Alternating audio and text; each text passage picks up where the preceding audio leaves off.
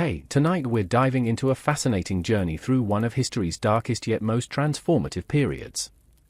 Before you get comfortable, take a moment to like the video and subscribe, but only if you genuinely enjoy what I do here. Let me know in the comments where you're tuning in from and what time it is for you. Now dim the lights, maybe turn on a fan for that soft background hum, and let's ease into tonight's journey together. You step off the wooden platform of the Union Pacific Railroad station in Dodge City, Kansas, and the first thing that hits you isn't the crack of gunfire or the thunder of galloping horses, but the overwhelming stench of cattle dung mixed with human sweat and the acrid smoke from countless cooking fires that seems to hang perpetually in the dry prairie air. And as your boot sinks slightly into the rutted mud of Front Street, you realize that this place, this legendary Wild West town that will someday live in the American imagination as a symbol of lawless frontier violence, is really just a collection of hastily constructed wooden buildings, most of them unpainted and already weathering gray under the relentless Kansas sun. Housing businesses that exist for one primary purpose: to separate trail-weary cowboys from the wages they've earned driving cattle north from Texas through months of dust and danger and mind-numbing monotony. And you notice that despite all the stories you've heard about gunfights and desperados, most of the men you see walking these dusty streets are simply tired workers, their faces burned leather brown by sun and wind, their clothes patched and repatched, their conversations focus not on violence and adventure but on the mundane concerns of working people everywhere: where to find a decent meal, a clean bed, perhaps a bath to wash away the grime of the trail, and maybe, if they're feeling flush with their recently paid wages, a few drinks and some companionship to help them forget the loneliness and hardship of their chosen profession before they have to mount up again and head back south for another drive through the endless grasslands that stretch from the Gulf of Mexico to the wheat fields of Kansas. The year is 1878, and you are witnessing not the chaotic lawlessness that Hollywood would later immortalize, but rather a highly organized economic system designed to move millions of cattle from the overstocked ranges of post-Civil War Texas to the growing industrial cities of the East, where an increasingly urbanized population demands beef for their dinner tables. And this system, for all its apparent roughness and improvisation, operates with a precision that would impress any modern logistics manager, because every aspect of the cattle trade has been calculated and optimized, from the timing of the drives to coincide with grass growth and water availability, to the locations of the cow towns strategically placed along railroad lines to minimize the distance cattle must travel on foot while maximizing the efficiency of loading them into stock cars for the final journey to the slaughterhouses of Chicago and Kansas City. And as you walk deeper into this temporary boom town that has sprung up around the intersection of ancient buffalo trails and modern steel rails, you begin to understand that what people will later romanticize as the Wild West was actually a brief but crucial period of American industrial development, a time when the country was figuring out how to extract and distribute the natural resources of an entire continent using a combination of traditional frontier skills and cutting-edge 19th-century technology. And the cowboys and cattle barons and railroad men who made this system work were not the lone wolves and rugged individualists of legend, but rather highly specialized workers and entrepreneurs operating within a complex web of financial relationships, government policies, and market forces that connected the remotest prairie outpost to the banking houses of New York and the commodity exchanges of Chicago. You push through the bat-wing doors of the Long Branch Saloon not because you're looking for trouble or adventure, but because it's one of the few places in town where a traveler can get reliable information about conditions on the trails, the state of the markets, and the political situation that affects everyone who depends on the cattle trade for their livelihood. And as your eyes adjust to the dim interior lit by coal oil lamps and a few candles, you see that the famous saloon is much smaller and shabbier than you expected, with a rough plank bar, a few mismatched tables and chairs, and walls decorated with yellowing newspapers, advertising posters, and the occasional wanted notice. And the men gathered here are not the colorful gunfighters and desperados of popular imagination, but working cowboys, cattle buyers, merchants, and local businessmen whose conversations center on practical matters like the price of beef in Chicago, the condition of the grass along various trail routes, the reliability of different banks and shipping companies, and the always important question of whether the local sheriff can be trusted to maintain order without being too heavy-handed in his methods. Because while these frontier towns certainly had their share of violence and lawlessness, most people understood that excessive chaos was bad for business. And the merchants and civic leaders who controlled the economic life of places like Dodge City had strong incentives to establish and maintain at least a basic level of law and order that would allow commerce to flourish and encourage the steady flow of cattle and cowboys that kept money flowing through the local economy. The bartender, a heavy-set man with prematurely grey hair and arms thick from years of lifting beer barrels, serves you a whiskey that burns your throat and leaves a metallic aftertaste but costs only 15 cents, a fair price in a town where everything has to be shipped in by rail at considerable expense. And as you sip your drink and listen to the conversations around you, you begin to piece together a picture of life in the West that bears little resemblance to the sensationalized accounts that Eastern newspapers love to publish for readers hungry for tales of adventure and violence from the frontier, because the reality is that most cowboys were young men, many of them former slaves or immigrants,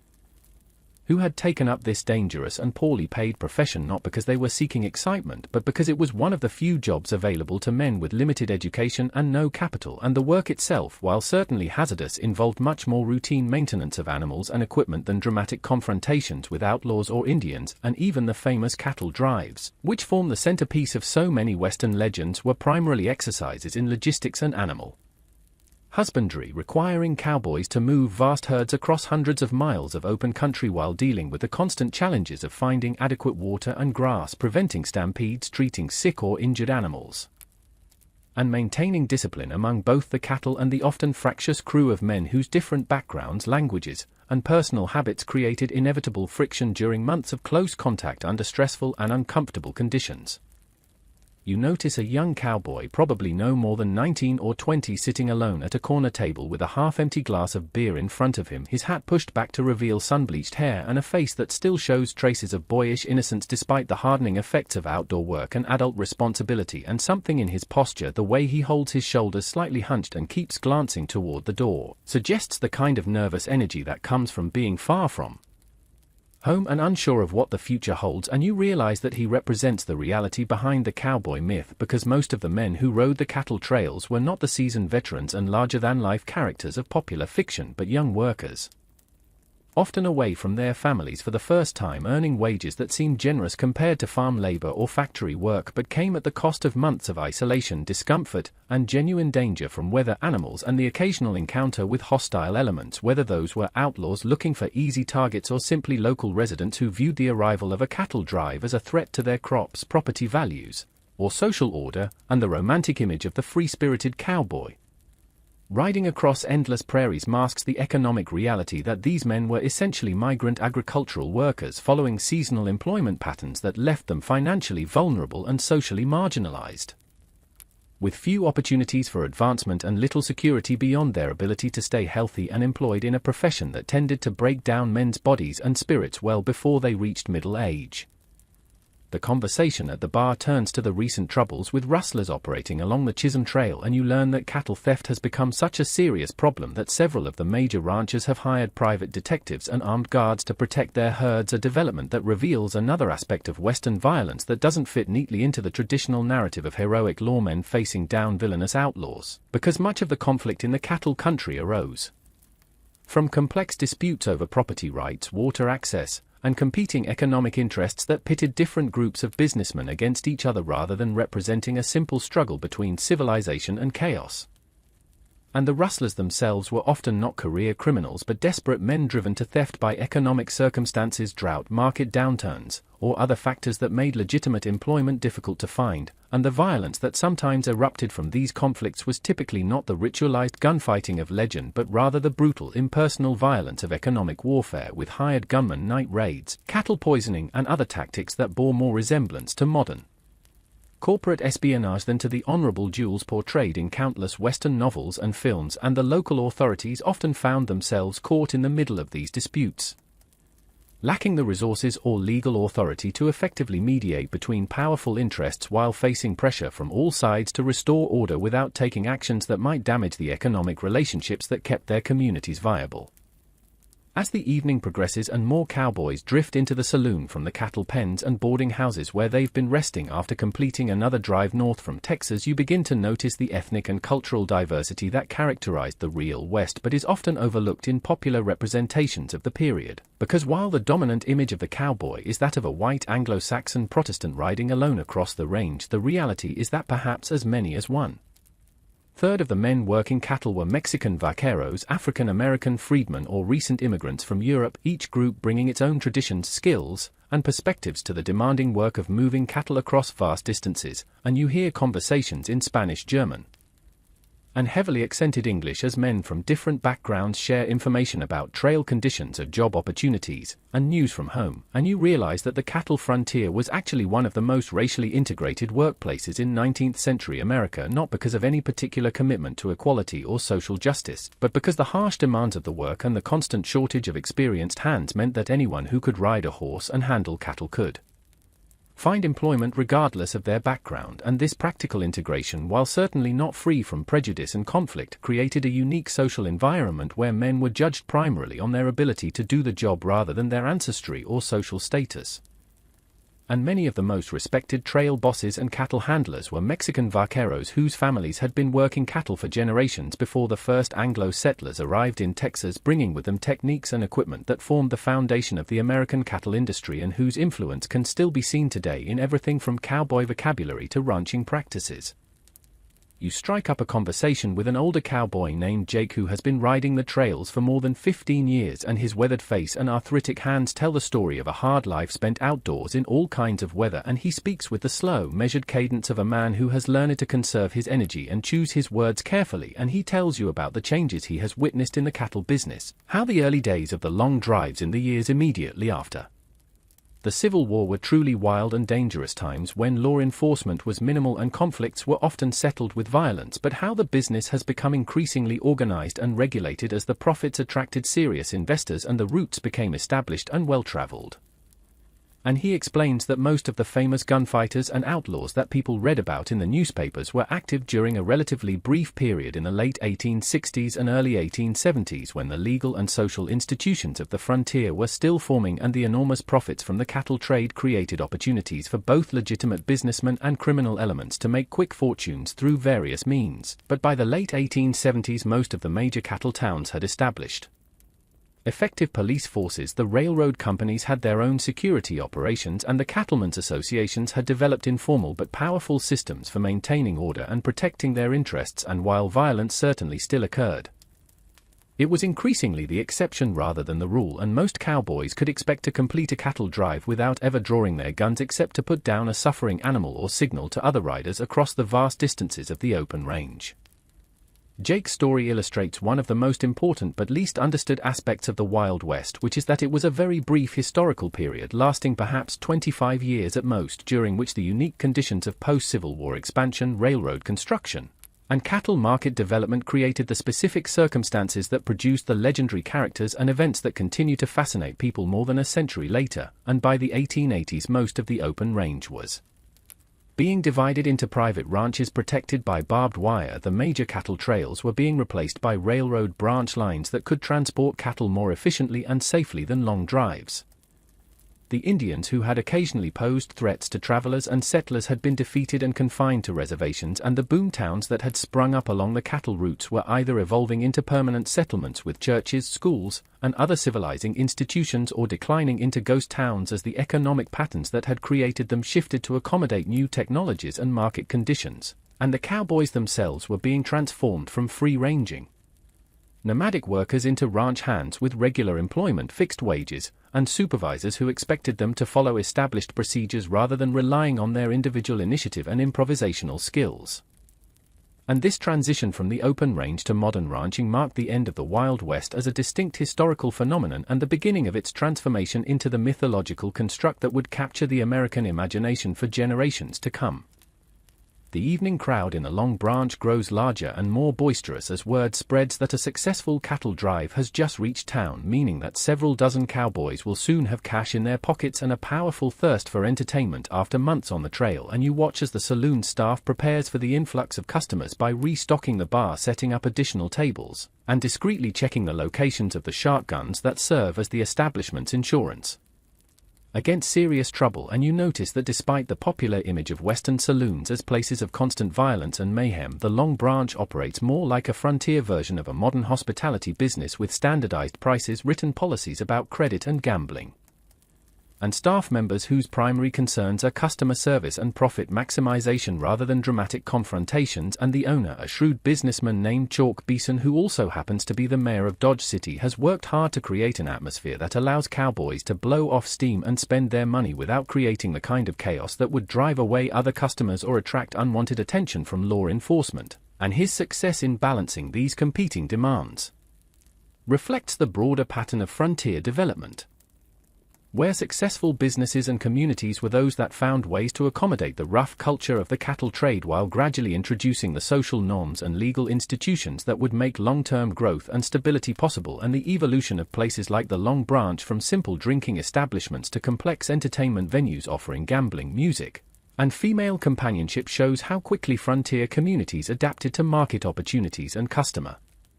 demands, creating sophisticated commercial operations that served the specific needs of their transient clientele while building the economic foundation for more permanent settlement and development.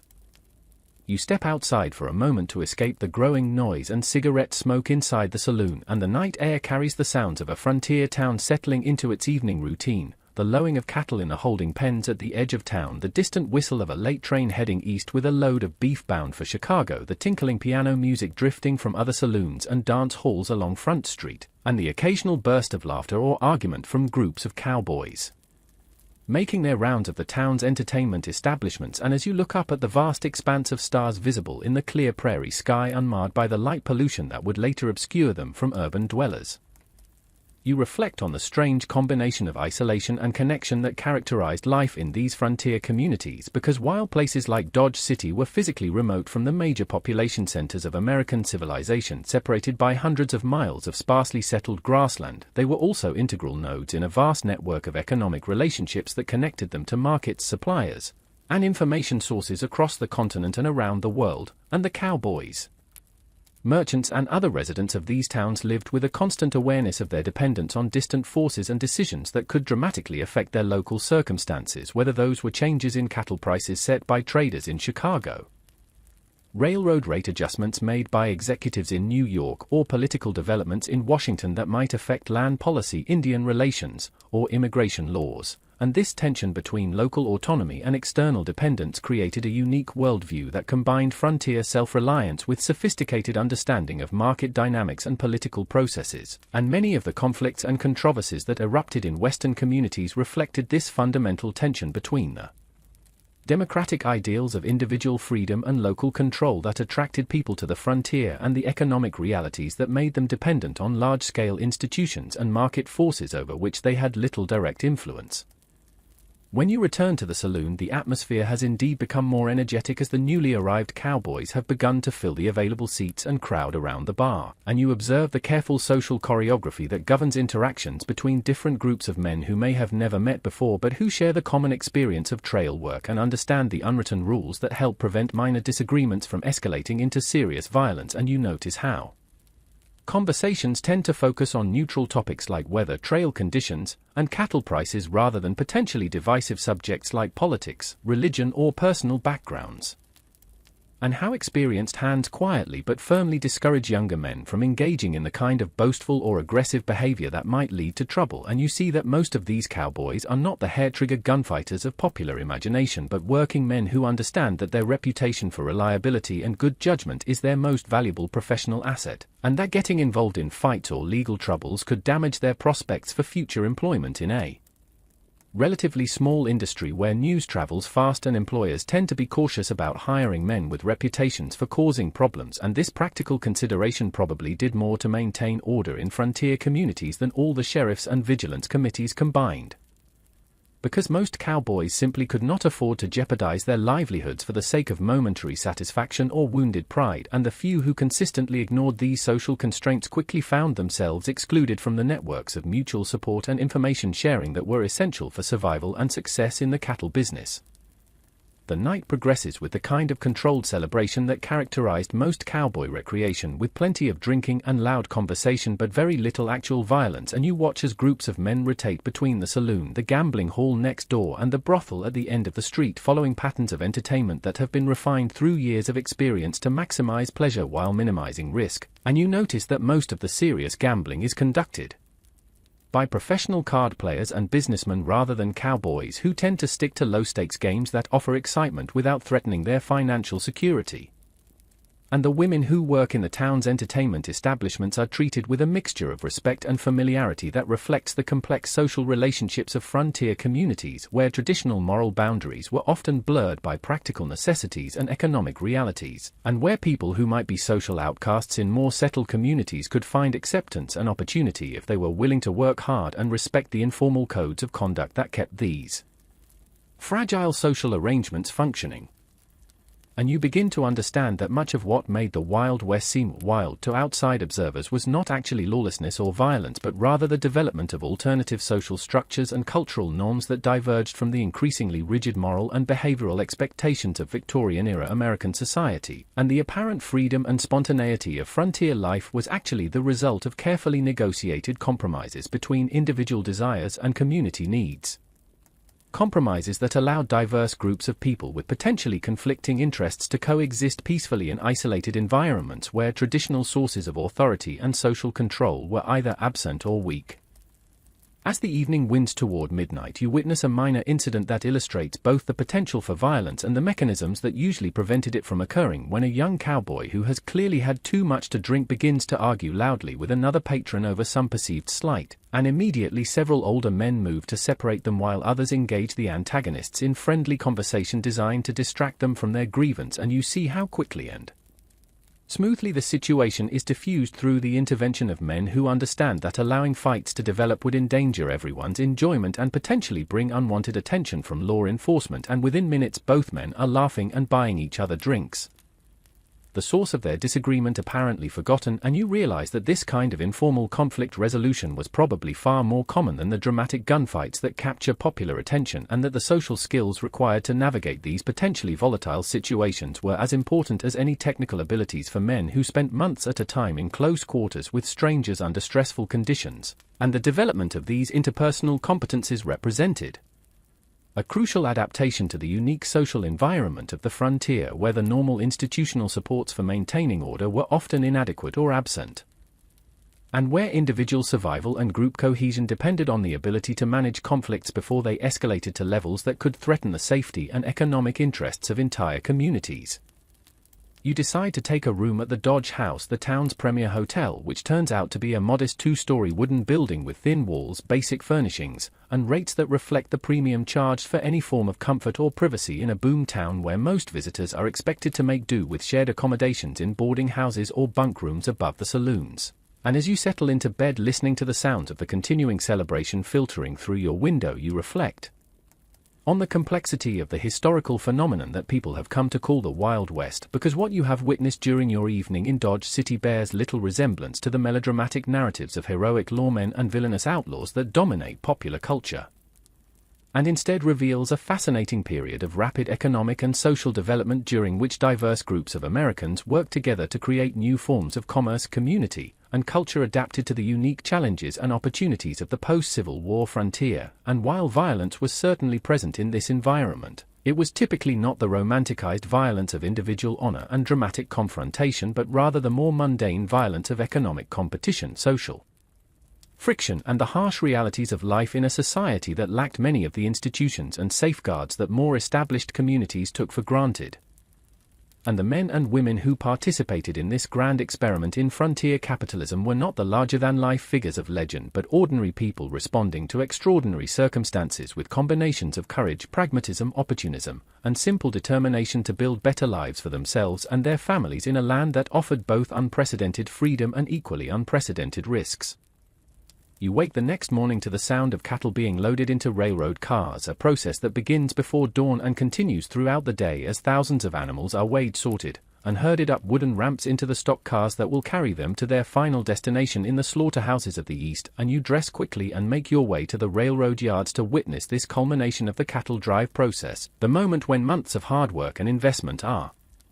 finally converted into profit or loss depending on the current market prices and the condition of the animals after their long journey from Texas. And you see that this operation requires the same kind of precise coordination and specialized knowledge that characterizes any major industrial process. With railroad employees, cattle buyers, veterinary inspectors, and financial agents all playing crucial roles in ensuring that the transfer of ownership and transportation arrangements proceed smoothly and efficiently. And you notice that many of the cowboys who seemed so free and independent during their evening of recreation are now taking orders from foremen and supervisors, checking animals for signs of disease or injury, and handling paperwork that will determine how much they are paid for their months of labor. And this transformation from seemingly autonomous frontier adventurers to wage workers in a complex industrial system reveals one of the fundamental contradictions of the Wild West experience, which is that the apparent freedom and individualism of cowboy life was actually dependent on participation in increasingly sophisticated networks of corporate organization and financial control that linked every remote cattle ranch to the emerging structures of modern American capitalism. The loading process itself is a marvel of efficiency born from years of trial and error, as railroad crews who have performed this operation thousands of times work with practiced precision to move cattle from the holding pens into cars designed specifically for livestock transport, and you watch as experienced handlers use a combination of physical positioning, vocal commands, and strategic applications of pressure to guide nervous animals up narrow ramps and into confined spaces where they will spend the next several days in conditions that would be considered inhumane by modern standards, but which represented a significant improvement over the alternative of driving cattle the entire distance to market on foot.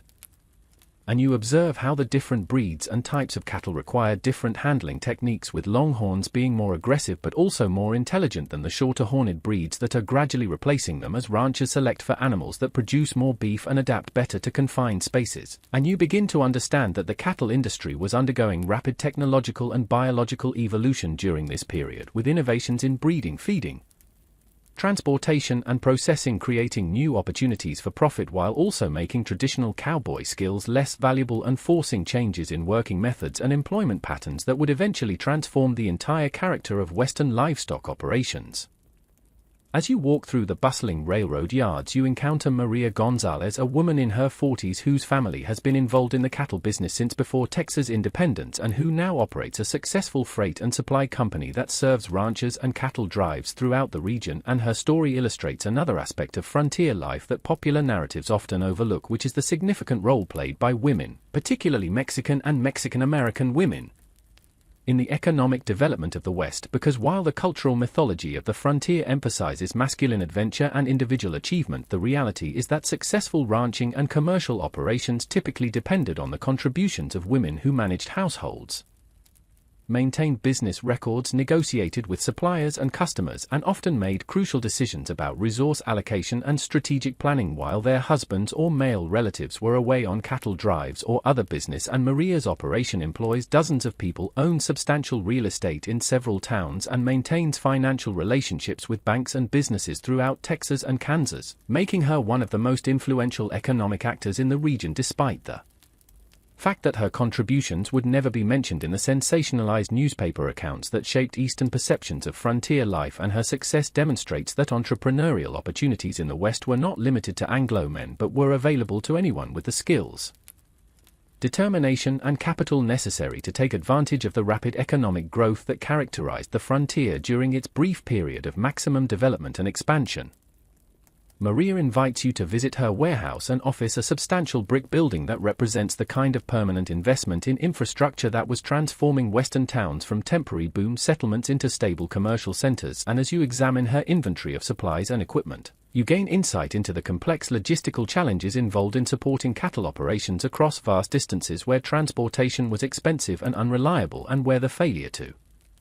obtain essential items at crucial times could mean the difference between profit and catastrophic loss. And you see shelves stocked with everything from horseshoes and rope to medical supplies and preserved food, all of it carefully selected based on years of experience with the specific needs of cowboys, ranchers, and cattle drives. And Maria explains how her business has evolved from a small family operation selling supplies to local ranchers into a regional enterprise that contracts with major cattle companies to provide comprehensive logistical support for their operations, including advanced placement of supplies along trail routes, coordination with railroad shipping schedules, and financial services that allow ranchers to obtain credit based on anticipated cattle sales. And this evolution from simple retail trade to complex financial and logistical services reflects the broader pattern of economic development throughout the West. As successful frontier businesses grew by identifying and filling gaps in the emerging market system that connected Western resource producers with Eastern consumers and investors. The conversation with Maria reveals the crucial but often overlooked role of credit and financing in the cattle business, because while popular culture portrays cowboys and ranchers as rugged individualists operating outside the constraints of modern economic systems, the reality is that most cattle operations were heavily dependent on borrowed money, and the success or failure of ranches and cattle drives often hinged on the availability of credit and the terms of loan agreements rather than on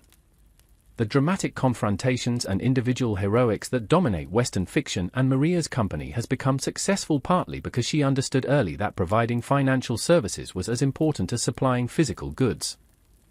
And she has developed relationships with banks in Kansas City and Chicago that allow her to offer credit to ranchers and cattle buyers who might otherwise be unable to obtain financing through traditional channels. And this innovation in frontier finance has enabled smaller operators to compete with larger companies and has contributed to the rapid expansion of the cattle industry by making capital available to entrepreneurs who had the skills and knowledge to succeed but lacked the family wealth or Eastern connections that provided initial funding for many of the most visible cattle barons. And her success in this challenging field demonstrates that the frontier economy was much more sophisticated and interconnected than the popular image of isolated, self-sufficient Western communities would suggest, and that success in the cattle business required not just traditional frontier skills but also modern financial and commercial expertise that connected local operations to national and international markets. As you continue your exploration of Dodge City in the morning light, you begin to notice details that were obscured by darkness and alcohol during your previous evening's observations, and you see that the town is actually a carefully planned commercial operation designed to extract maximum profit from the cattle trade while minimizing the costs and risks associated with serving a transient population of working men with money to spend and limited time to spend it. And the layout of the streets, the placement of businesses, and even the design of individual buildings reflect strategic thinking about traffic flow, security concerns, and operational efficiency that would be familiar to any modern urban planner. And you realize that the apparent chaos and spontaneity of frontier towns like Dodge City was actually the result of rational economic calculation by entrepreneurs who understood their market and designed their operations to serve specific customer needs while protecting their investments from the various risks associated with frontier commerce, including theft, violence, natural disasters, and the possibility that changes in transportation routes or market conditions might suddenly eliminate the economic base that supported their communities. And this tension between the appearance of wildness and the reality of careful planning and organization runs throughout the entire phenomenon of the Wild West, which was simultaneously a genuine frontier experience involving real dangers and uncertainties and a carefully constructed commercial enterprise designed to profit from those very dangers and uncertainties by providing the goods and services that enabled people to survive and prosper in challenging environments. You visit the office of the Dodge City Times, the local newspaper whose editor and publisher Nicholas Klain has made a career of documenting and promoting the town's reputation as a center of frontier excitement and adventure, and you discover that much of what people think they know about the Wild West actually originated in the promotional efforts of local boosters and newspaper editors who understood that sensational stories about gunfights, outlaws, and lawless behavior would attract attention from Eastern readers and potential investors. And Klain shows you back issues of his paper filled with dramatic accounts of shootouts, cattle rustling, and other colorful incidents that, while based on real events, have been embellished and dramatized to create the kind of narrative excitement that sells newspapers and promotes tourism. And he freely admits that his business depends on maintaining Dodge City's reputation as a place where exciting things happen, because that reputation attracts not only cowboys and cattle buyers but also Eastern tourists, investors, and potential settlers who are drawn by the promise of adventure and opportunity that the Wild West represents in the American imagination. And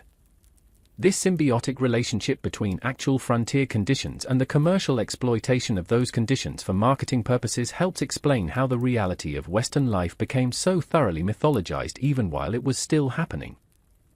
As the people who were living through these experiences understood that their economic success often depended on their ability to present themselves and their communities in ways that matched Eastern expectations about what the frontier should be like, even when those expectations bore little resemblance to the mundane realities of cattle drives, railroad construction, and small-town commerce that actually dominated daily life in places like Dodge City.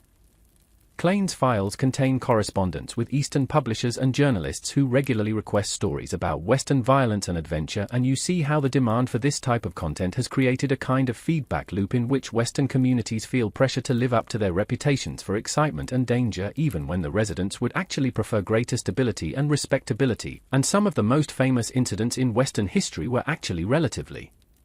minor events that gained national attention because they fit popular expectations about frontier life and were reported by skilled writers who knew how to transform ordinary conflicts into compelling narratives of good versus evil, civilization versus barbarism, and individual courage versus overwhelming odds. And this process of mythologization was not imposed on the West by outsiders but was actively participated in by Western residents who understood that their region's economic development depended partly on maintaining its romantic appeal to Eastern investors and settlers, and many of the most prominent Western figures, including some of the most famous lawmen and outlaws, were skilled self-promoters who cultivated their public images as carefully as any modern celebrity, and their success in creating lasting legends about themselves and their communities has had profound effects on American culture that extend far beyond the brief historical period when the conditions that created the Wild West actually existed.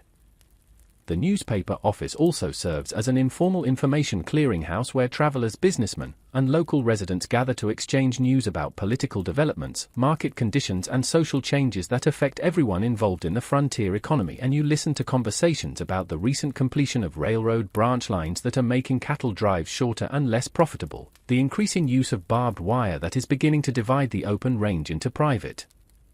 ranches, the growing political influence of agricultural interests that favor farmers over cattlemen in disputes about land use and water rights, and the gradual establishment of more formal legal and governmental institutions that are replacing the informal systems of frontier justice that characterized the early years of Western settlement. And these discussions reveal that the people who were living through the end of the Wild West era were well aware that they were witnessing the conclusion of a unique period in American history, and many of them had mixed feelings about the changes that were bringing greater stability and prosperity, but also eliminating many of the opportunities and freedoms that had attracted them to the frontier in the first place. And their comments reflect a complex understanding of the trade-offs involved in the transition from frontier conditions to more settled forms of social and economic organization, and their recognition that the very success of Western development was making the Wild West experience obsolete and transforming the region into something more closely resembling the Eastern communities that many Western residents had originally sought to escape. As the morning progresses, you decide to ride out to one of the nearby cattle ranches to see how the business actually operates beyond the dramatic moment of the cattle drives, and you arrange to accompany a supply wagon heading to the Circle K Ranch, owned by a former Confederate officer named James Butler, who came to Kansas after the Civil War and built a successful operation through a combination of military organizational skills, borrowed capital, and careful attention to the changing market conditions that determine success or failure in the cattle business. And the ride across the prairie gives you a chance to experience the vast emptiness that both defined and limited frontier life. Because while the popular imagination pictures the West as a land of dramatic landscapes and constant adventure, the reality for most people was endless miles of grassland broken only by occasional streams, scattered groves of trees, and the geometric patterns of newly strung barbed wire that marked the beginning of the end for the open range system. And as your wagon bumps along rutted tracks that serve as roads in this sparsely settled region, you begin to understand why isolation was such a constant factor in Western life, and why the social institutions that developed on the frontier were necessarily different from those of more densely populated areas, because when your nearest neighbor might be 20 miles away and the closest town 50 miles in the opposite direction, the normal mechanisms of law enforcement, social control, and mutual support that worked in established communities simply could not function effectively, and people had to develop alternative strategies for dealing with conflicts, emergencies, and the basic need for human companionship that shaped every aspect of frontier society, from family structures to business relationships to recreational activities. The Circle K Ranch, when you finally reach it after 3 hours of travel across seemingly empty grassland, turns out to be a modest collection of wooden buildings arranged around a central yard, with corrals for horses and cattle, a bunkhouse for the hired hands, a main house for the owner's family, and various outbuildings for storing equipment, feed, and supplies. And the whole operation has an air of careful economy and practical efficiency that reflects the reality that successful ranching required constant attention to costs and careful management of both human and animal resources, because even the most prosperous cattle operations operated on relatively thin profit margins that could be wiped out by bad weather, disease, market fluctuations, or any of the other risks that made frontier agriculture such a precarious endeavor, and James Butler, when he greets you with the careful courtesy that characterized frontier hospitality, proves to be a thoughtful, well-educated man whose conversation reveals a sophisticated understanding of national politics, international economics, and the technological changes that were transforming American agriculture, and whose success as a rancher depends as much on his ability to analyze market trends and manage complex financial arrangements as on any traditional frontier skills like horsemanship or cattle handling, and his operation employs a dozen full-time workers whose backgrounds reflect the ethnic diversity of the frontier workforce, including Mexican vaqueros, former slaves from Texas, Irish immigrants, and young men from farming families in Kansas and Missouri who have been attracted to ranch work by wages that are higher than those available in agricultural areas, but who often find that the isolation and physical demands of the job make it less appealing than they had expected. Butler's ranch house serves as the center of a complex network of social and economic relationships that extend far beyond the immediate vicinity, because successful ranching required maintaining connections with suppliers, customers, financial institutions, and information sources across a vast geographic area, and you notice that his office contains maps of railroad routes, market reports from livestock centers, correspondence with cattle buyers in Chicago and New York, and newspapers from major cities that keep him informed about political and economic developments that might affect his business. And this sophisticated approach to information gathering and market analysis was typical of successful frontier entrepreneurs who understood that survival in the cattle business required more than just hard work and good intentions, but also demanded the kind of strategic thinking and long-term planning that would be familiar to any modern business executive. And the apparent simplicity of ranch life masked the complexity of the decisions that ranchers had to make about everything from breeding programs and grazing management to transportation, logistics, and financial planning, decisions that required knowledge of subjects ranging from animal husbandry and veterinary medicine to commodity markets and international trade policies. The daily routine at the Circle K provides insight into the actual work of ranching, which involves much more mundane labor than the exciting adventures portrayed in popular Western fiction, as you observe cowboys repairing fences, treating sick animals, maintaining equipment, and performing the countless other tasks necessary to keep a large-scale livestock operation functioning efficiently. And you see that the work requires not just riding skills but also carpentry, blacksmithing, veterinary knowledge, and basic accounting abilities, and that most ranch hands are expected to be competent in multiple specialties rather than simply expert horsemen. And the famous independence and self-reliance of Western workers partly reflected this need for versatility and adaptability in environments where specialized services were often unavailable, and where the ability to improvise solutions to unexpected problems could mean the difference between success and disaster. And you notice that the relationships between ranch owners and their employees were typically more egalitarian than those found in eastern factories or southern plantations, partly because of the shared hardships and dangers of frontier life, but also because the specialized knowledge and skills required for successful ranch work gave experienced hands considerable bargaining power and made it difficult for owners to treat them as easily replaceable labor. And this relative equality between employers and workers was one of the factors that made Western society seem more democratic and opportunity-rich than other regions of the country, even though the actual economic differences between ranch owners and cowboys were often substantial and the opportunities for advancement from employee to owner were more limited than frontier mythology suggested.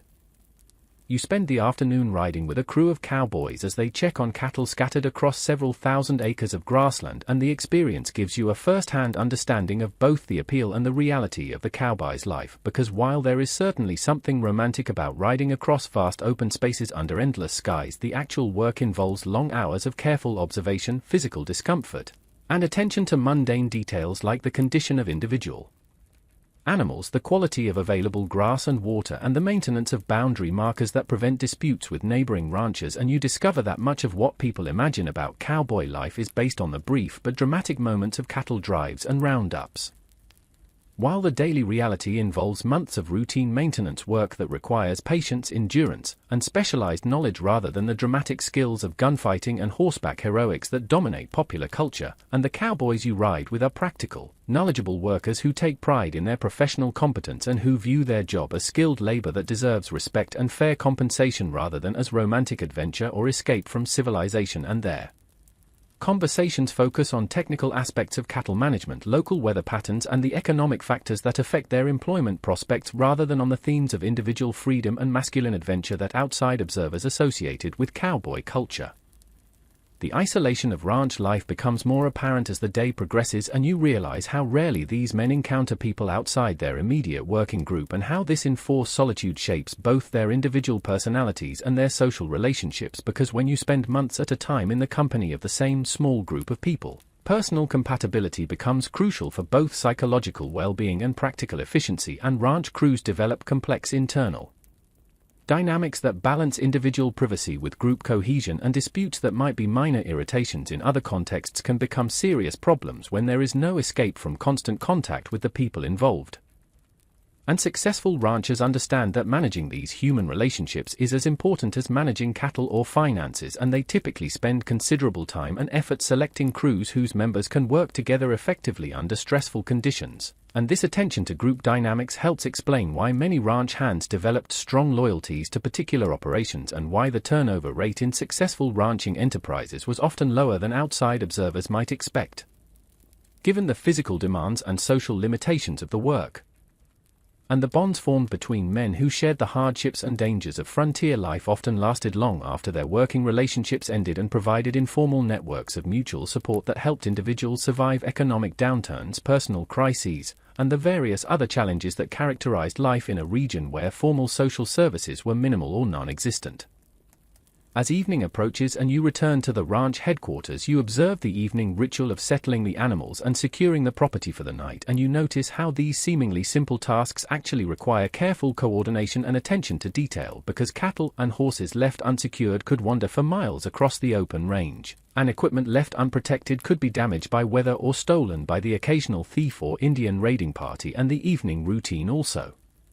serves important social functions, providing opportunities for informal communication between workers and management and creating predictable patterns of activity that help maintain morale and group cohesion during long periods of isolation and repetitive work. And you see how the ranch's evening meal becomes a social event that brings together people whose daily tasks often keep them scattered across many miles of territory, and the conversation at the dinner table reveals the complex mixture of local concerns and broader awareness that characterized frontier communities, as the discussion ranges from immediate practical matters like weather and livestock conditions to national politics, technological developments, and social changes that affect everyone involved in the cattle business. And you realize that these remote ranching communities were not as isolated from the mainstream of American development as their physical location might suggest, because the economic relationships that connected them to distant markets also provided channels for the flow of information, ideas, and cultural influences that kept frontier residents connected to the broader currents of national life. The evening also provides an opportunity to meet Butler's wife Elizabeth and their 3 children, whose presence reminds you that the frontier was not exclusively a masculine domain but included families who were working to establish permanent communities and create stable domestic environments under challenging conditions. And Elizabeth Butler's story illustrates the often overlooked role of women in Western development, because while she may not have participated directly in cattle drives or gunfights, her contributions to the ranch's success include managing household finances, maintaining correspondence with suppliers and customers, providing medical care for both family members and employees, educating the children in the absence of formal schools, and serving as the ranch's primary connection to the wider network of social and cultural institutions that provided stability and continuity in frontier communities. And her skills in these areas were as essential for the ranch's success as any of the more dramatic abilities associated with cowboy culture. And her presence also highlights the ways in which Western society was simultaneously more egalitarian than Eastern society in some respects and more traditional in others, because while frontier conditions often required women to take on responsibilities and develop skills that would have been considered inappropriate in more settled communities, the isolation and physical demands of frontier life also reinforced traditional gender roles and family structures that provided security and stability in environments where other forms of social organization were weak or absent. the conversation after dinner turns to the changes that everyone knows are coming to the cattle business as railroad expansion, agricultural settlement, and new technologies combine to transform the economic and social landscape of the West, and Butler speaks with a mixture of nostalgia and pragmatic acceptance about the end of the open range era and the need to adapt ranching operations to new conditions that will require different skills, different business models, and different relationships with both employees and customers, and he predicts that within a decade most of the famous cattle trails will be obsolete, replaced by railroad branch lines that can transport cattle more efficiently and safely than long drives. And that the cowboys who have become symbols of Western freedom will either adapt to become ranch hands with regular schedules and predictable duties, or will find themselves displaced by workers with different skills better suited to the changing requirements of modern agriculture. And this conversation reveals the self-awareness of people who understood that they were living through the end of a unique historical period and who were already beginning the process of transforming the Wild West experience into the nostalgic memory that would eventually become one of America's most powerful cultural myths. And their ability to analyze and discuss these changes with such clarity and detachment suggests that the supposed lawlessness and chaos of frontier life had actually produced a population of sophisticated observers who understood the historical forces shaping their region and their own role in a larger pattern of national development. As you prepare for sleep in the ranch's guest room, listening to the sounds of the prairie night and reflecting on the day's experiences, you begin to understand that the question of how wild the Wild West actually was cannot be answered simply because the reality contained elements of both genuine wildness and careful organization, both individual freedom and institutional control, both democratic opportunity and economic exploitation, and the apparent contradictions in the historical record reflect the complexity of a society that was simultaneously primitive and sophisticated, egalitarian and hierarchical, violent and peaceful, depending on the specific circumstances and the particular perspective from which it was observed. And the enduring fascination with the Wild West in American culture probably stems partly from this complexity, because the frontier experience embodied many of the fundamental tensions and contradictions that continue to characterize American society, including the tension between individual liberty and social responsibility, between economic opportunity and environmental protection, between cultural diversity and national unity, and between nostalgic idealization of the past and realistic planning for the future. And the myths and legends that grew up around the Wild West serve not just as entertainment but as a way of exploring these deeper themes and contradictions that give meaning and significance to the American experience. You dream that night of endless grasslands and distant horizons, of cattle drives and railroad towns, of cowboys and ranchers and all the other people who participated in the brief but remarkable period when the American frontier was being transformed from a wilderness into a settled region, and in your dreams the boundaries between myth and reality become blurred, as they did for many of the people who lived through the Wild West era and who found themselves becoming characters in stories that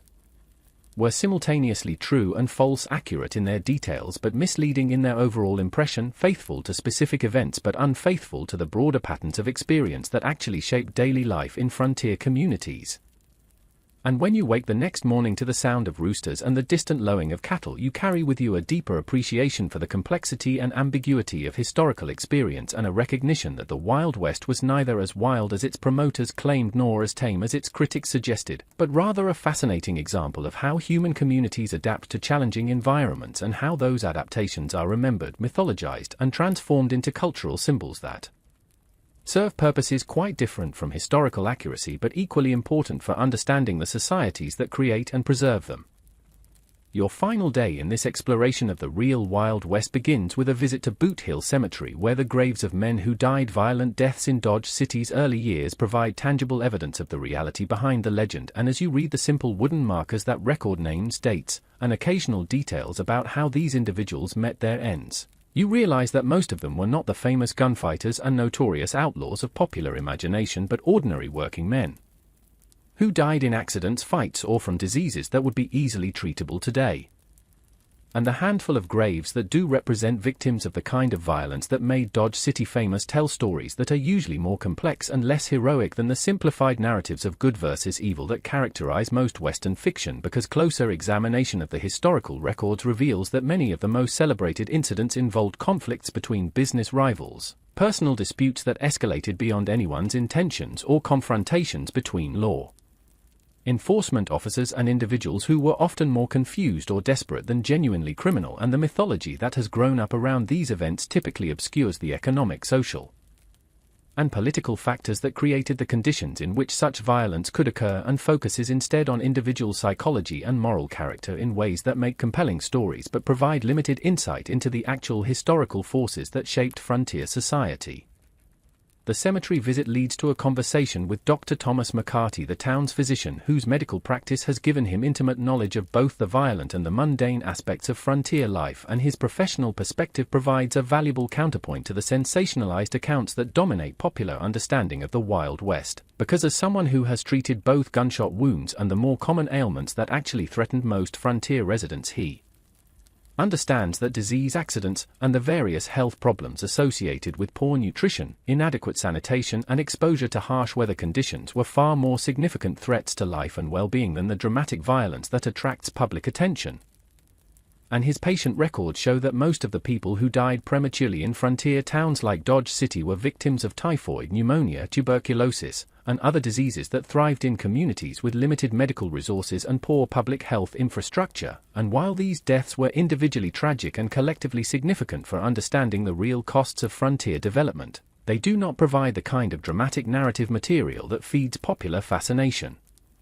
with Western violence and adventure. And Dr. McCarty's observations remind you that historical accuracy often conflicts with narrative excitement, and that the most important aspects of past experience are not necessarily the most memorable or entertaining ones.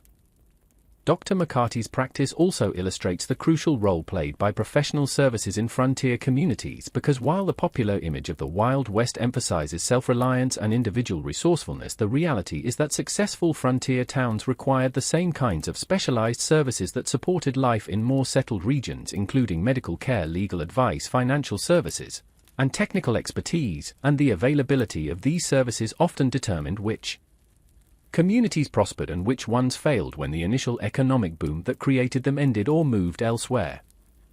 And the professionals who provided these services were typically well-educated individuals who had chosen to work on the frontier because of the economic opportunities and social mobility that were available to people with scarce skills in rapidly developing regions, and their presence helped transform rough frontier settlements into stable communities capable of attracting families, businesses, and the kinds of long-term investments that were necessary for sustained growth and development. And their contributions to frontier society were as significant as those of the more colorful figures who dominate Western mythology, even though their quiet competence and professional reliability make less compelling material for adventure stories than the dramatic exploits of cowboys, gunfighters, and other frontier celebrities. The final stop in your exploration of the real Wild West is a visit to the office of Judge R.G. Cook, who serves as both a local magistrate and a keen observer of the social and legal changes that are transforming frontier communities, and his perspective on the evolution of law and order in places like Dodge City provides crucial insights into one of the most misunderstood aspects of Western history, because while popular culture portrays the frontier as a place where justice was dispensed through individual combat and vigilante action, the reality is that most frontier communities worked quickly to establish formal legal institutions and were often more concerned with maintaining order and protecting property rights than with preserving the romantic individualism that outside observers associated with Western life. And Judge Cook's court records show that the majority of legal cases involved mundane disputes over business contracts, property boundaries, debt collection, and other commercial matters that reflected the essentially capitalist nature of frontier society. And while violence certainly occurred and was sometimes tolerated or even encouraged when it served the interests of powerful economic groups, the overall trend was toward greater legal formality and more systematic enforcement of laws that protected business interests and social stability. And the famous lawmen of the frontier were typically not lone heroes fighting against overwhelming odds, but rather employees of business associations, railroad companies, or municipal governments whose primary responsibility was to maintain conditions that would allow commerce to flourish and property values to increase. Judge Cook's observations about the changing character of frontier justice reflect broader patterns of institutional development that were transforming the entire region during the 1870s and 1880s as territorial and state governments gained greater capacity to provide services and enforce laws, as railroad companies and other large corporations brought more systematic approaches to business organization and labor management, and as the increasing density of settlement made it both possible and necessary to develop more sophisticated forms of social organization and conflict resolution. And these changes were generally welcomed by frontier residents who understood that the long-term prosperity and stability of their communities depended on the development of reliable institutions and predictable legal procedures, even though such developments necessarily reduce some of the freedom and flexibility that had characterized the earlier phases of frontier development, and the nostalgia for the wild period that developed among frontier residents themselves often reflected not so much a genuine preference for chaos and violence as a recognition that the unique social conditions of the frontier had created opportunities for rapid social mobility and individual achievement that were disappearing as Western society became more settled and conventional. And that the very success of frontier development was eliminating many of the characteristics that had made the frontier experience distinctive and appealing to people seeking alternatives to the increasingly rigid social and economic structures of Eastern society. As your exploration of the real Wild West draws to a close and you prepare to board the eastbound train that will carry you back to the settled regions of the country, you reflect on the complex picture that has emerged from your investigation into the reality behind the legend, and you understand that the question of how wild the Wild West actually was requires a nuanced answer that acknowledges both the genuine elements of danger, violence, and social disruption that characterized frontier life, and the equally real elements of organization, cooperation, and institution building that made frontier communities viable and ultimately successful.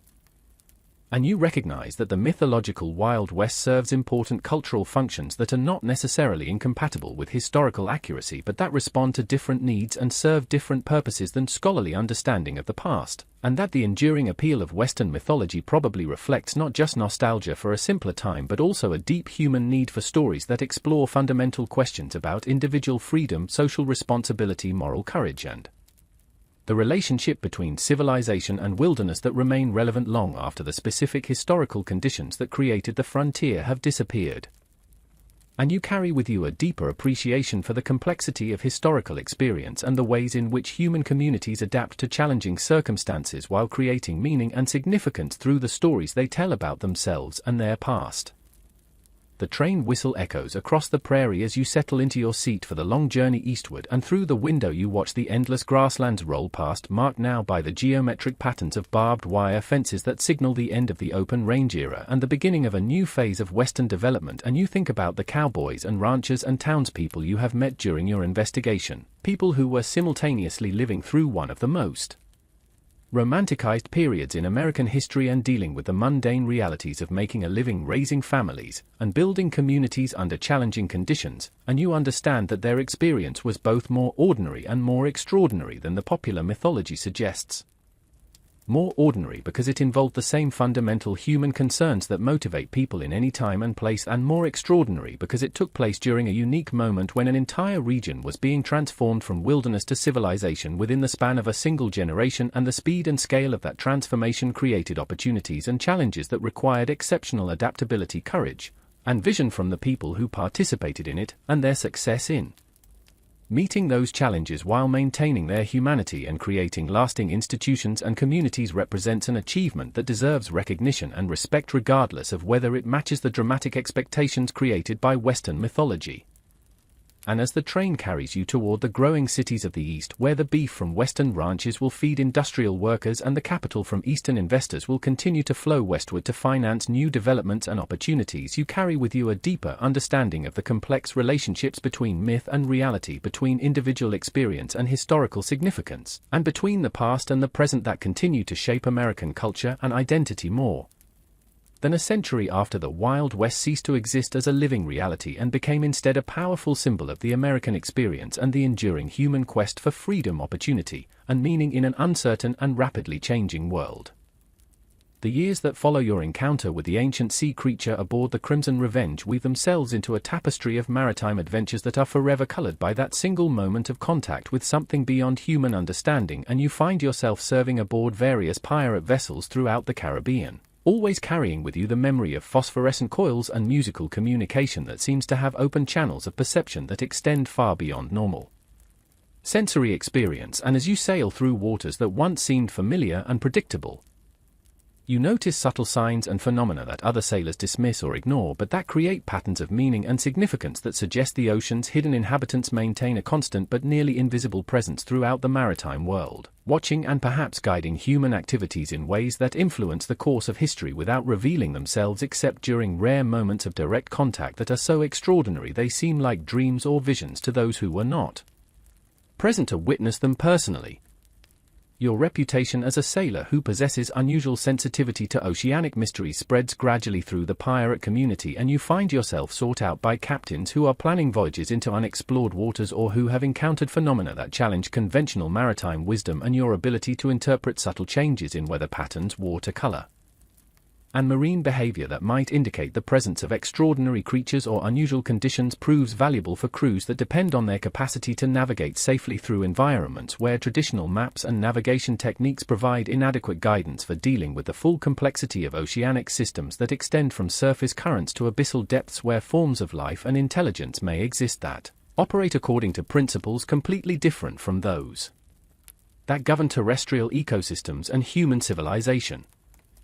Captain Elena Bloodheart, a formidable woman whose rise to leadership in the male-dominated world of Caribbean piracy demonstrates both exceptional skill and ruthless determination, recruits you for her crew aboard the vessel Serpent's Kiss after hearing accounts of your previous encounter with marine intelligence, and her interest in your experiences reflects her own background as the daughter of a Spanish naturalist whose scientific expeditions to the New World were cut short by political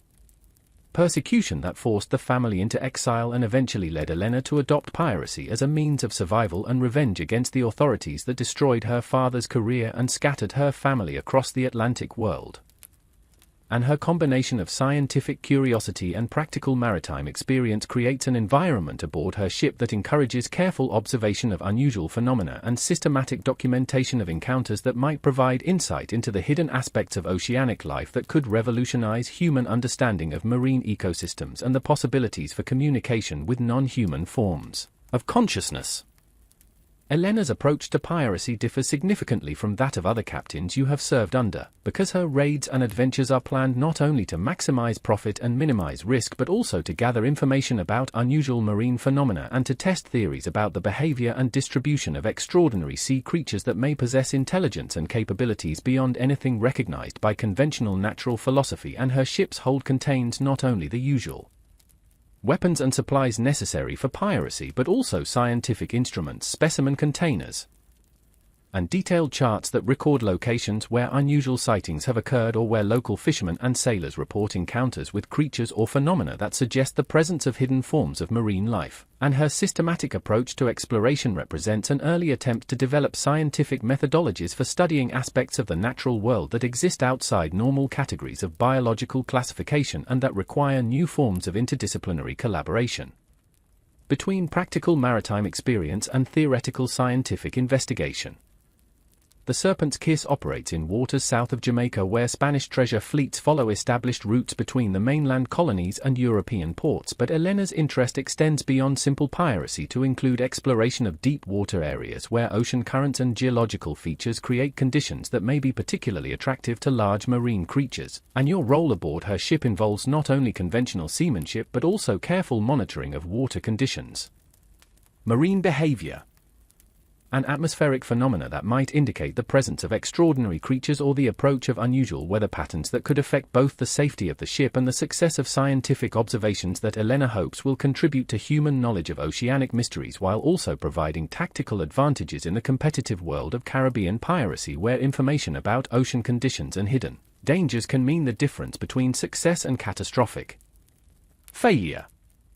During a voyage in the early spring of 1719, approximately 6 months after joining Elena's crew, you encounter your second major sea creature while the Serpent's Kiss is anchored in a secluded cove on the windward side of a small uninhabited island that serves as a base for repairs and resupply operations. And the encounter begins not with dramatic sightings or obvious signs of unusual marine life but with subtle changes in the behavior of ordinary sea birds and fish that suggest the approach of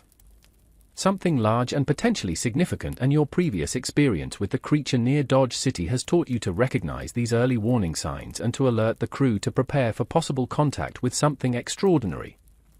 And Elena's response to your observations demonstrates her appreciation for the value of careful preparation and systematic documentation in situations where the normal protocols of maritime adventure may be inadequate for dealing with phenomena that transcend conventional categories of natural history and human experience.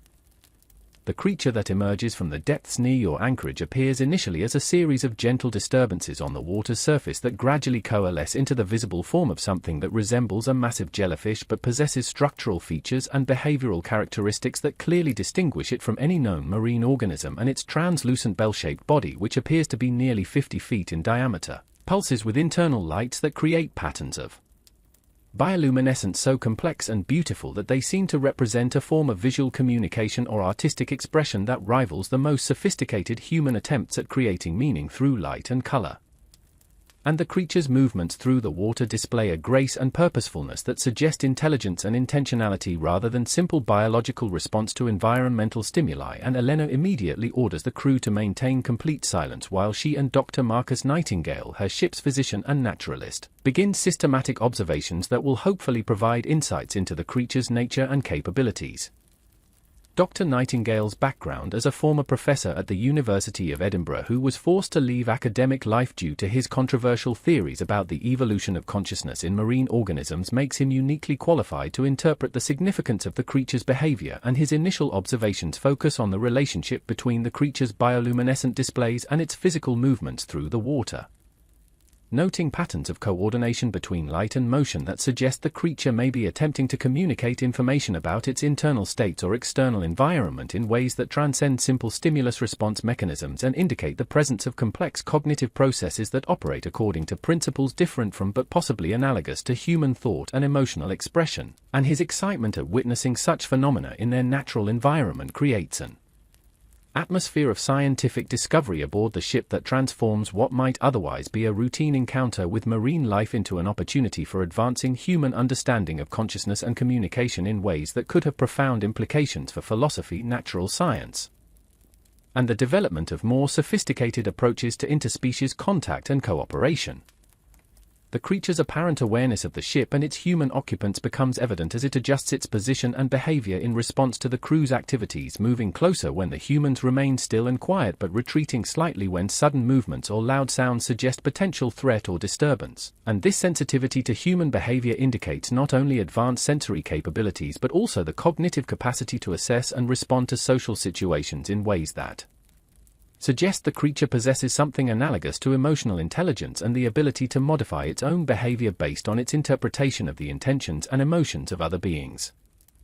And Elena recognizes that this behavioral flexibility provides an opportunity for establishing communication protocols that might allow for more direct interaction between the creature and the human observers, and she begins to develop systematic approaches to movement and sound that are designed to convey peaceful intentions and scientific curiosity while avoiding actions that might be interpreted as threatening or aggressive by a being whose evolutionary history and social development have occurred in environments completely different from those that shaped human behavior and communication patterns. The creature's response to Elena's carefully orchestrated attempts at communication exceeds all expectations as it begins to produce bioluminescent displays that mirror and elaborate on the visual signals that Elena creates using lanterns and reflected sunlight, and this apparent mimicry quickly evolves into more complex exchanges that suggest the creature is not simply copying human signals but is actively participating in a process of mutual communication that involves the creation of new patterns and combinations that neither species has used before. And Dr. Nightingale's documentation of these exchanges reveals the emergence of what can only be described as a rudimentary shared language based on light patterns, timing, and spatial relationships that allows both humans and the creature to convey basic concepts and emotional states across the vast evolutionary distance that separates their species. And the successful establishment of this communication protocol represents a breakthrough in interspecies contact that demonstrates the possibility of meaningful dialogue between forms of consciousness that have developed along completely different evolutionary paths through millions of years of independent adaptation to radically different environmental conditions.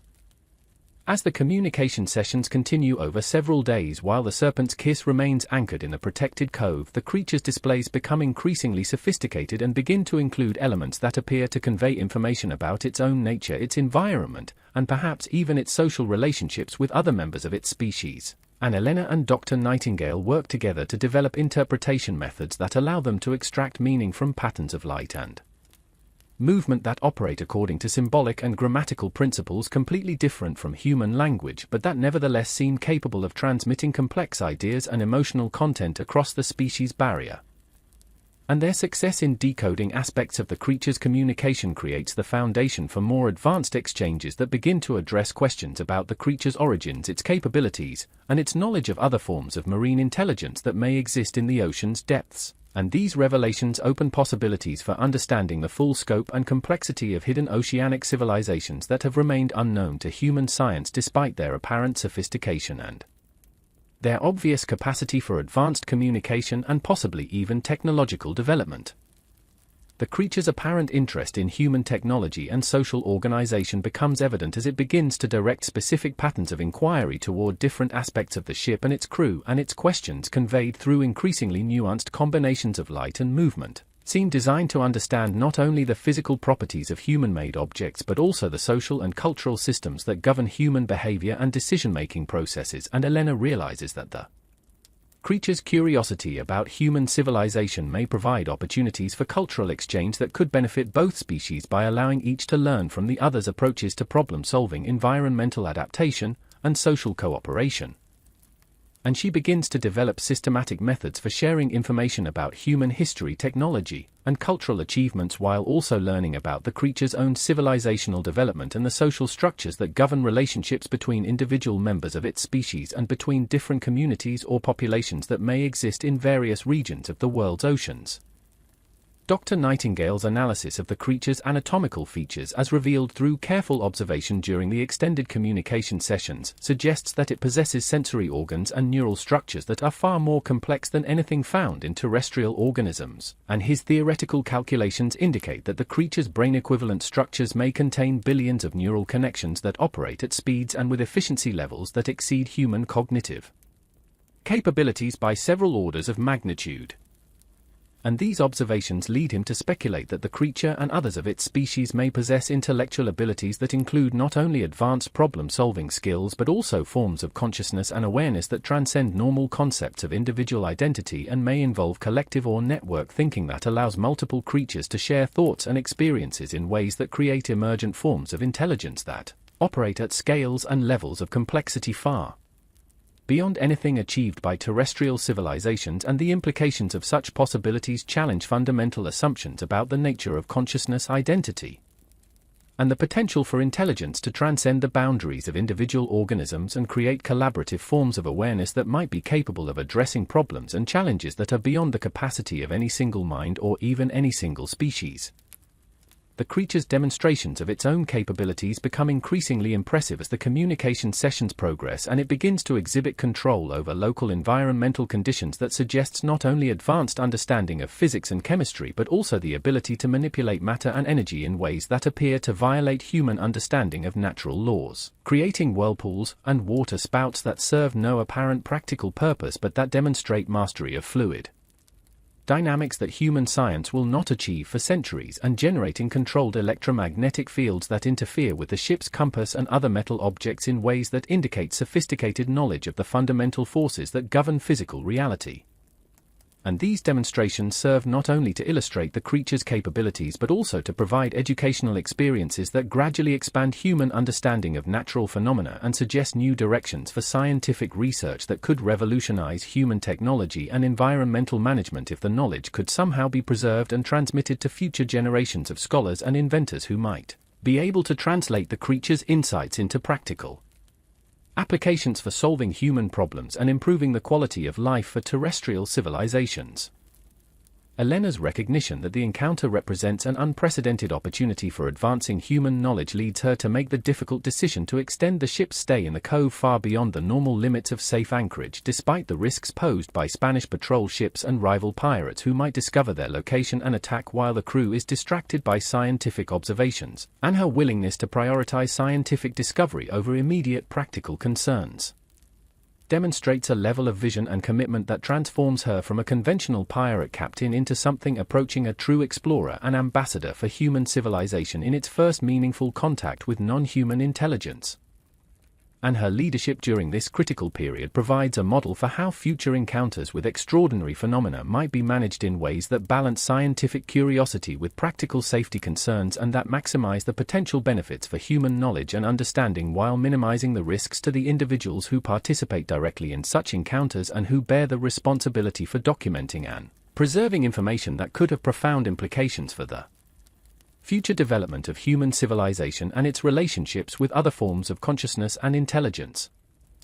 The creature's gradual introduction of other members of its species creates an opportunity for observing social behaviors and group dynamics that provide additional insights into the sophistication of marine intelligence and the complexity of oceanic civilizations that have remained hidden from human awareness throughout the entire history of terrestrial exploration and maritime adventure, and the arrival of smaller creatures that appear to be offspring or younger members of the species reveals family structures and educational systems that involve the systematic transmission of knowledge and cultural traditions across generations in ways that parallel but exceed the complexity of human social institutions.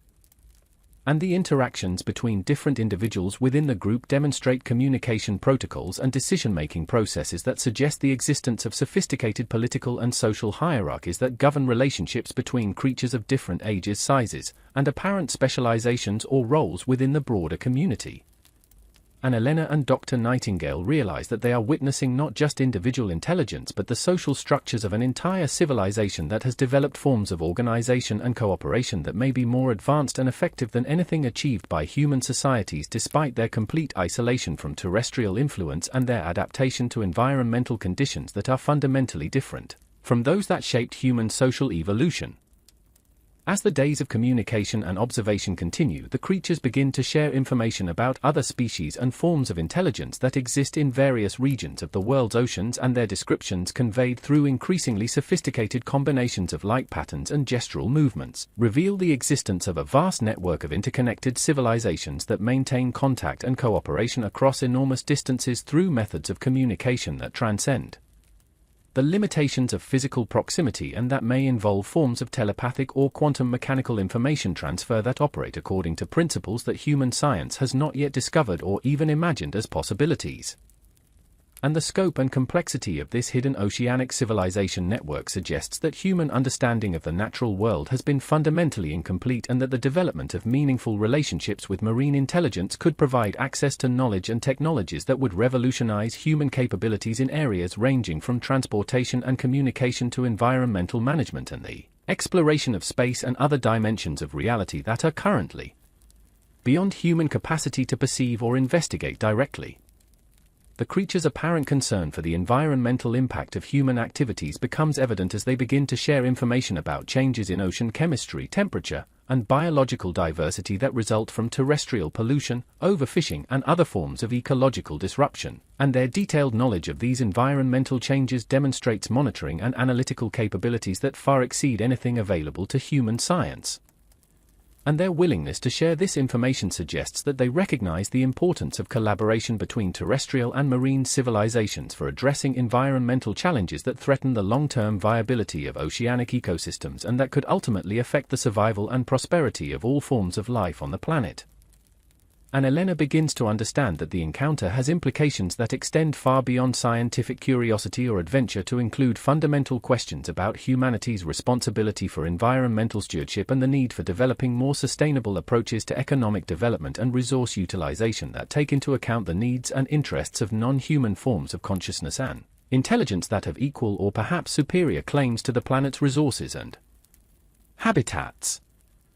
Dr. Nightingale's attempts to document the creature's environmental knowledge reveal that their understanding of oceanic systems operates at spatial and temporal scales that dwarf human scientific capabilities, and their monitoring networks apparently extend throughout the world's oceans and provide real-time information about conditions and changes that affect marine ecosystems at every level, from microscopic organisms to global current patterns and climate systems. And their analytical methods appear to incorporate not only direct observation but also forms of mathematical modeling and predictive analysis that allow them to anticipate future environmental changes with accuracy levels that could provide crucial early warning systems for ecological disasters if the information could somehow be translated into forms that human scientists and policymakers could understand and act upon effectively. and the possibility of establishing ongoing communication channels that would allow human civilization to benefit from marine intelligence and monitoring capabilities creates opportunities for environmental protection and management that could prevent ecological catastrophes and preserve the planet's biological diversity for future generations of both terrestrial and marine species. The creature's interest in human cultural and artistic achievements becomes apparent as Elena begins to share examples of music, literature, and visual arts through various forms of demonstration and improvised translation, and their responses reveal not only appreciation for human creativity but also the ability to create their own artistic expressions that incorporate elements from human culture while maintaining the distinctive aesthetic principles and symbolic systems that characterize marine civilization. And these cross-cultural artistic collaborations produce hybrid forms of expression that represent genuine fusion of terrestrial and oceanic creative traditions and that suggest possibilities for cultural exchange and mutual enrichment that could benefit both civilizations by expanding their respective repertoires of meaning-making and aesthetic experience. And Elena recognizes that the development of ongoing cultural relationships with marine intelligence could provide sources of inspiration. An innovation that would revitalize human arts and sciences while also allowing terrestrial civilization to contribute its own unique perspectives and achievements to the broader community of planetary consciousness and creativity. As the extended encounter approaches its conclusion due to practical necessities related to supplies, weather conditions, and the increasing risks of discovery by hostile forces, the creatures begin to provide information about methods for future contact and communication that could allow the relationship between human and marine civilizations to continue developing despite the physical separation that will necessarily characterize most interactions between species that have evolved to thrive in such different environmental conditions, and their instructions involve complex combinations of geographic locations, timing patterns, and communication protocols that Elena and Dr. Nightingale work frantically to document and preserve in forms that will be accessible to future generations of explorers and scientists who might have opportunities to build upon the foundation of understanding and cooperation that has been established during this unprecedented period of direct contact. And the creature's obvious investment in maintaining and developing the relationship suggests that they recognize the potential benefits of collaboration between terrestrial and marine intelligence for addressing challenges and opportunities that neither civilization could handle effectively in isolation from the other. The final days of the encounter are marked by increasingly intensive exchanges of information as both species attempt to maximize the knowledge transfer that occurs before physical contact must be terminated, and the creatures provide detailed instructions for developing technologies and social systems that could enhance human civilization's capacity for environmental sustainability, interspecies communication, and the exploration of consciousness and intelligence in forms that transcend the limitations of individual organisms and single-species perspectives. And Elena and Dr. Nightingale realize that they have been given access to knowledge that could transform human civilization if it can be properly understood, preserved, and implemented by future generations who might have better resources and capabilities for translating marine insights into practical applications for improving human life and protecting the planetary ecosystems that support all forms of consciousness and intelligence. And the weight of responsibility for preserving and transmitting this knowledge becomes a central concern that will influence their future decisions and activities as they attempt to find ways of sharing their discoveries with individuals and institutions that might be capable of appreciating and acting upon information that challenges fundamental assumptions about the nature of reality and the possibilities for cooperation between different forms of life and consciousness. The creature's departure involves a ceremonial process that seems designed to honor the significance of the contact and to create lasting bonds of understanding and mutual respect that will transcend the physical separation necessitated by the different environmental requirements of terrestrial and marine civilizations. And their final displays of bioluminescence create patterns of such extraordinary beauty and complexity that Elena and Dr. Nightingale are left with visual memories that will inspire and guide their future efforts to maintain the relationship and to prepare human civilization for more extensive contact with oceanic intelligence. And the gradual fading of the creature's presence leaves the crew of the Serpent's Kiss with a profound sense of loss that is balanced by equally strong feelings of privilege and responsibility for having participated in what may prove to be one of the most significant events in the history of planetary consciousness and the development of meaningful relationships between different forms of intelligence and awareness that share the Earth's biosphere but have evolved along separate paths through millions of years of independent adaptation to fundamentally different environmental conditions and challenges. The return voyage to more familiar Caribbean waters proceeds with a subdued atmosphere aboard the Serpent's Kiss as crew members struggle to integrate their recent experiences with their previous understanding of the world and their role within it, and conversations that once focused on practical concerns related to piracy and adventure now frequently turn to philosophical questions about the nature of consciousness, the responsibilities of intelligence, and the possibilities for cooperation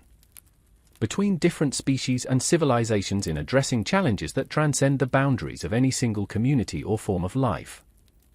And Elena recognizes that the encounter has permanently altered not only her own worldview but also the fundamental character of her crew and their approach to life at sea, and she begins to develop new operational policies and strategic objectives that incorporate the knowledge and perspectives gained through contact with marine intelligence while also acknowledging the practical constraints and security concerns that continue to govern life in the dangerous and competitive world of Caribbean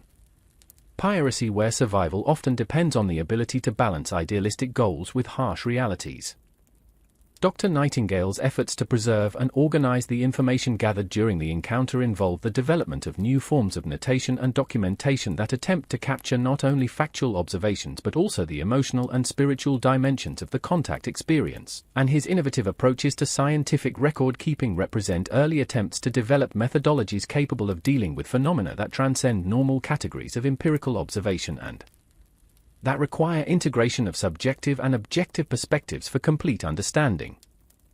And his recognition that conventional scientific methods are inadequate for fully documenting encounters with non-human intelligence leads him to explore interdisciplinary approaches that incorporate insights from philosophy, theology, and the arts as well as natural science, and his work becomes a model for the kind of comprehensive and holistic approach to knowledge that will be necessary for humanity to develop meaningful relationships with forms of consciousness and intelligence that operate according to principles different from but equally valid as those that govern human thought and perception. The encounter's influence on Elena's approach to piracy becomes apparent as she begins to select targets and plan operations based not only on potential profit and strategic advantage but also on opportunities to gather additional information about marine phenomena and to test the communication methods and environmental monitoring techniques learned from the creatures, and her transformation from conventional pirate captain to something approaching a scientific explorer represents a new model for how individual humans might adapt their lives and careers to incorporate awareness of non-human intelligence and the possibilities for cooperation across species boundaries. And her success in balancing practical necessities with scientific and philosophical goals demonstrates that meaningful integration of extraordinary experiences with ordinary life requirements is possible even under challenging circumstances, and that the insights gained from contact with non-human intelligence can enhance rather than compromise human capabilities and effectiveness in conventional activities and pursuits. As months pass and the memory of the creature encounter becomes integrated into the crew's shared narrative and personal philosophies, the experience continues to influence their decisions and actions in subtle but significant ways that demonstrate the lasting impact of meaningful contact with non-human intelligence on human consciousness and behavior. And Elena notices that crew members who participated in the encounter display enhanced sensitivity to environmental conditions, improved intuitive understanding of marine phenomena, and increased capacity for cooperative problem-solving that suggests their contact with the creatures may have produced permanent alterations in human cognitive and perceptual capabilities, and these changes, while difficult to measure or document scientifically, appear to provide practical advantages in navigation, weather prediction, and crew management that improve the overall effectiveness and safety of the ship's operations, while also creating a cultural environment aboard the Serpent's Kiss that emphasizes collaboration, environmental awareness, and respect for forms of intelligence and consciousness that exist outside normal human experience. The story of the encounter gradually spreads through the Caribbean maritime community as crew members who leave Elena's service carry their experiences and insights to other ships and ports, and their accounts contribute to a growing body of maritime folklore that influences how sailors throughout the region interpret unusual phenomena and approach encounters with extraordinary marine life. And while the transmission of this knowledge through oral tradition inevitably results in distortions and embellishments that obscure some factual details, the core insights about the reality of marine intelligence and the possibilities for interspecies communication create a cultural foundation that may facilitate future encounters and improve humanity's capacity for recognizing and responding appropriately to contact with non-human consciousness. And Elena recognizes that the informal networks of information sharing that characterize maritime communities represent important channels for preserving and transmitting knowledge that might otherwise be lost or dismissed by formal academic and governmental institutions that lack the flexibility and openness necessary for dealing with phenomena that challenge conventional assumptions about the nature of reality and the boundaries of possible experience. Years later, as Elena reflects on the long-term implications of her encounters with marine intelligence, she recognizes that the experiences have fundamentally altered her understanding of humanity's place in the world and the responsibilities that accompany awareness of non-human consciousness and intelligence, and she begins to develop systematic approaches to exploration and research that prioritize the establishment of ongoing relationships with oceanic civilizations over simple observation or exploitation of marine resources.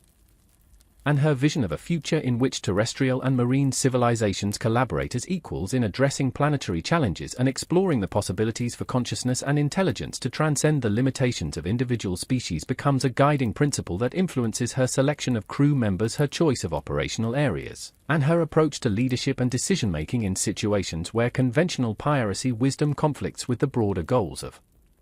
interspecies understanding and cooperation.